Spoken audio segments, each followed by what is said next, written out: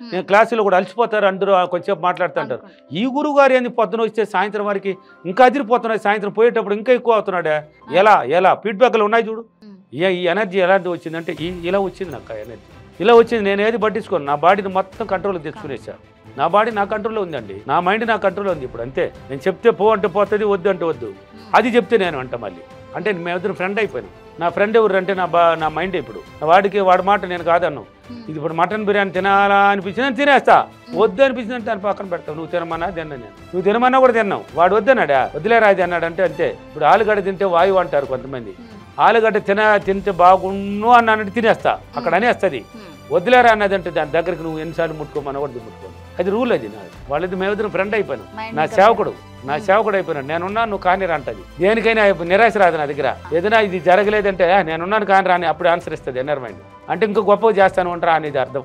నేను జరగలేదని ఫీల్ అవును. ఇది ఇప్పుడు ఈరోజు జరగలేదంటే ఆహా అంటాను నా మైండ్తో. అంటే ఇది జరగలేదంటే ఇంకేదో బాగా చేస్తావు ఆహా అనుకుంటా. అప్పుడు అదే విధంగా జరుగుతుంది నాకు. అని ఎనీ టైం పాజిటివ్ థింకింగ్, పాజిటివ్గా ఉండాలి. కాబట్టి ఒకే టైంలో ఉదయం ఇలా చేసినారనుకో, ఊహించుకోండి. తర్వాత అక్కడ అన్ని హ్యాపీనెస్కి ధ్యానం అయిపోయిన తర్వాత ప్రశాంతంగా మీ పనులు అప్రిమేషన్ చేసుకుంటావా, లేక వీడియోలు చూస్తావా, రాస్తావా, ఇలా చేసుకో. అదేవిధంగా రాత్రి వస్తావు కదా, మళ్ళీ ఎన్నో పనులు బయట పోతాం. మనము నెగిటివ్ పాజిటివ్ మొత్తం మనం చూడకపోయినా కూడా కంటికి చూపించేస్తుంది ఆ నెగిటివ్లు. పోతూ ఉంటే యాక్సిడెంట్ జరగడమో, లేకపోతే కొట్లాడడమో, వాళ్ళు ఇది తిట్టుకుంటున్నారు, చెవులు పడుతూ ఉంటాయి. మనం పోతుంటే కూడా ఇదినా ఏదో ఒకటి రాలుతూ ఉంటుంది చెవులో. ఐ డోంట్ కేర్, మనం పోతూ ఉండాల్సిందే. మన గమ్యాన్ని మనం చేరాలి. నేను హైదరాబాద్కి పోవాలనుకున్నాను, పక్కన వాళ్ళు కొట్లాడుతుంటే నిల్చుకొని దాన్ని చూస్తే నేను హైదరాబాద్కి ఎప్పుడు పోయేది. నేను నిన్న బయలుదేరినానండి నైట్. తెల్లారే కాడికి నేను హైదరాబాద్ స్టూడియోలోకి వెళ్ళాలనుకున్నాను. నా యొక్క విషయాన్ని మాత్రమే చూశాను. ఎక్కడేం జరుగుతున్నది, ఐ డోంట్ కేర్. తీసుకొచ్చి నన్ను కూర్చొని పెట్టలేడా, ఈరోజు వీడియోలు చేస్తున్నాను లేదా, నేను అనుకున్నాను వచ్చినాను అంతే. దాని ప్రకారం వెళ్ళాలి. నైట్ ఉదయం పోయేసి వచ్చినాం కాబట్టి నెగిటివ్ అండ్ పాజిటివ్లో వస్తుంది.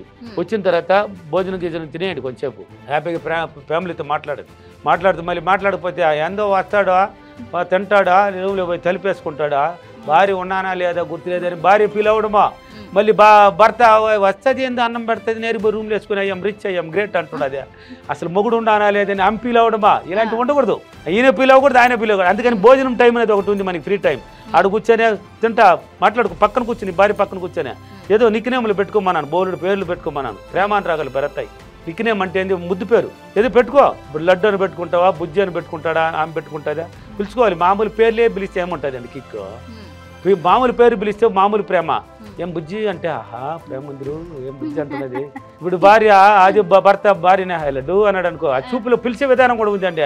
అలాటా అది బాగాలే, అది మామూలు లడ్డు అంటే అక్కడ చూడు ప్రేమ అని చూపిస్తున్నది. అంటే లుక్ వచ్చింది అతనికి, నా భర్తకి నా మీద ఏదో మోసి పడ్డాడు అని గుర్తు వచ్చేస్తుంది. మొన్నట్టుండి అప్పుడప్పుడు ఏం శాంతి ఏం జ్యోతి అన్నావు అనుకో, ఆహా తగ్గిందా అబ్బో కనిపెట్టేస్తుంది ఆమె. లడ్డు అంటుండే ఏం పేర్లు పిలుస్తున్నాడా, ఏమండి ఈ మధ్యన తగ్గిందిలే నాకు నాకు మీద. అవును కదా, అప్పుడు గుర్తు చేస్తుంది ఎనర్మెంట్. అవునవును తగ్గింది, అవునా లేదు లడ్డా సారీ లడ్డు దా ఆ ప్రేమానురాగాలు పెరుగుతుంది. ఇలా మాట్లాడుకోండి భోజనం తినేటప్పుడు. కొంచెం హ్యాపీనెస్ ఇవ్వాలి ఫ్యామిలీకి కూడా. ఇచ్చేసిన తర్వాత మళ్ళీ నీ పనికి నువ్వు వెళ్ళిపో ధ్యానం చేసుకో. మిర్రర్ వర్క్ చేసుకోవాలని చేసుకో. అంటే ధ్యానం ఎలా చేయాలని ఇప్పుడు నేర్పించాను కదా, అలా కూర్చొని ధ్యానం ఊహించుకో. ఇలాగైనా ప్రతిరోజు క్రమం తప్పకుండా కానీ నువ్వు 21 రోజు కానీ స్టార్ట్ చేస్తే